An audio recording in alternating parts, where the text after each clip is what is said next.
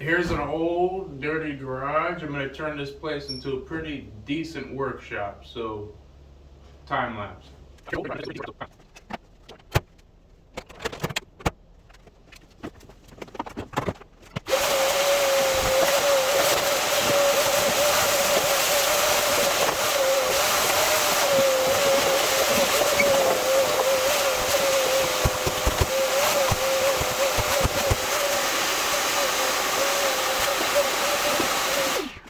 This is once a hard hat, now it's a miscellaneous socket container. Old ass piece of crap.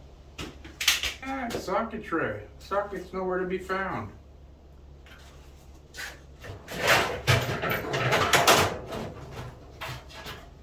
Anybody want to take a guess where this Loctite's been? Look at that. There's a new thermometer. Looking at about 72 degrees there. It's too damn hot already. Okay, now it's gone up to 80 degrees.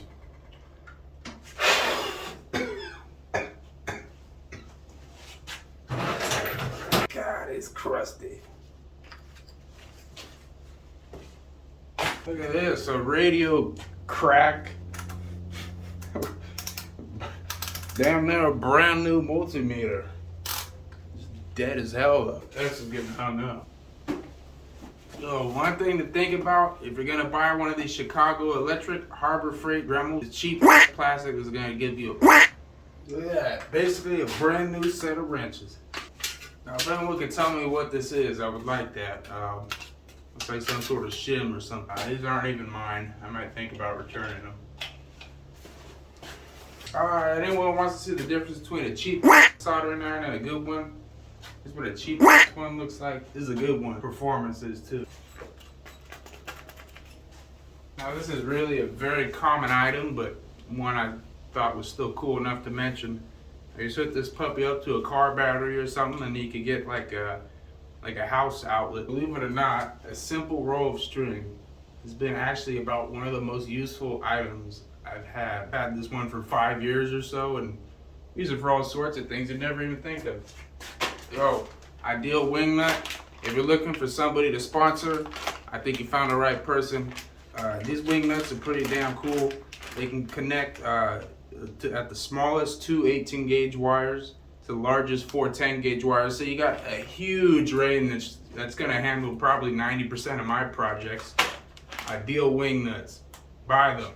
Now, invisible glove is one of the most peculiar pieces of crap there is. It's basically like really crusty lotion that you put on instead of wearing a glove. So like if you want to work with gasoline or some sort of chemicals that are going to screw up your hands, this prevents that. As directed on the warning, it also irritates the hell out of your hands. So what's the point? Alright guys, I changed my mind. I thought about it. This stuff actually irritates your hands slightly less. Say gasoline or something smells better too. I'll keep it for now, but visible glove, you're on thin ice. I'll tell everyone how I got these knee pads here. Really comfortable, by the way. Awesome product. Husky brand. You can get them at Home Depot, about 40 bucks. Anyway, I was wearing some cheap knee pads, and some came up and kicked them, challenged me, and he kept kicking them till he broke them. And the dude had to buy me a new pair of knee pads. Here they are. Pure gel, non-marking. That's a little lesson. Don't break a man's knee pad. Okay, and the grand total of the miscellaneous socket holder. 2 friggin' sockets. Let's figure out where they go. Well, I can't figure it out yet, but I'm just gonna start hanging stuff up for now and see what comes to mind. Just check the video. It's been 40 minutes it's been recorded. God damn, time's flying.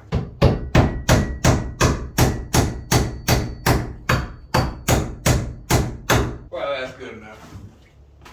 Okay, I suppose the personal protective equipment, the PPE, needs somewhere to live too. I'm gonna move the camera and show myself doing that. It's simple now. About one of the best organizing pieces of equipment on this place. Oh yeah, almost forgot to mention this hard hat. It's now a hard hat again.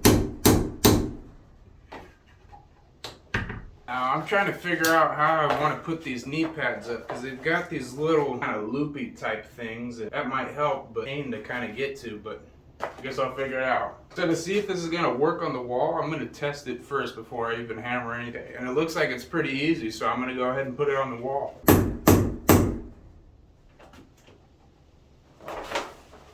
In case anybody's wondering, here's what can happen if you want to hammer in a thumbtack. These things are kind of fun. Okay, thumbtack there, ready to hammer. Alright, and it's fine there, but I'm gonna keep going. The goddamn thing just turns into powder. Knee pads hung up. Oh yeah. Well, what do I do about all this crap? Okay, I decided to bring all of this crap here over to my workbench to sort it out. Moving the camera over. Here's something a lot of you may not have seen. 99.9% alcohol. This stuff is almost pure. It's the best for cleaning all types of things if you don't want any water. If you want to clean an electronic product, this is the stuff you want. Oh, look at these things. Look at this. This is literally... Let me measure this. Okay, we're looking at 2 1/4 inches by 3 inches by 3/4 of an inch there. And this thing is just amazingly small. Never seen one of these open before. Kind of awesome. So this thing is already folded out, already about 7 feet long.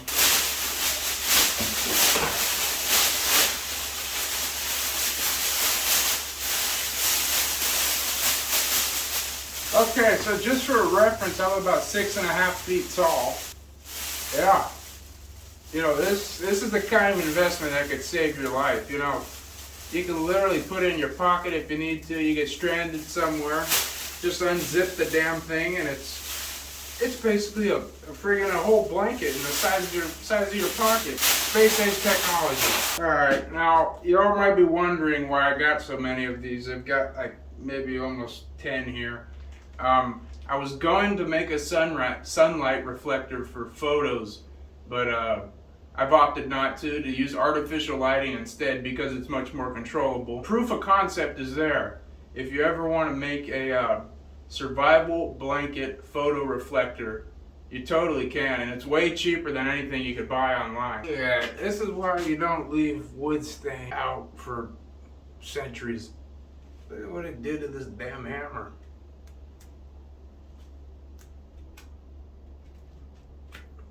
Good luck recovering that one. Alright, now this is my cable bucket here. All kinds of cable and connectors and things. You know, I recommend every American citizen have at least one cable bucket at their house. Okay, now this thing has got me out of thousands of jams. You know, it's basically one of the greatest things ever. Cables can just hold so much weight, way better than people can. You know, and this stuff is relatively cheap compared to some of the damage you might don't hold your stuff down. Something I just heard recently is that the way erasers work is not by hiding the ink, but they actually heat the ink up and it becomes clear as it heats up.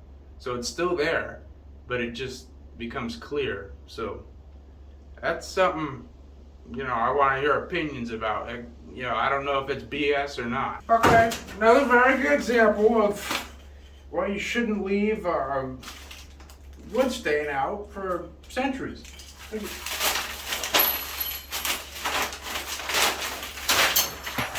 Well, that's the price I pay for being an idiot. Yeah, I've got a whole bunch of stencils and things here, all kinds. I think that's the Marines.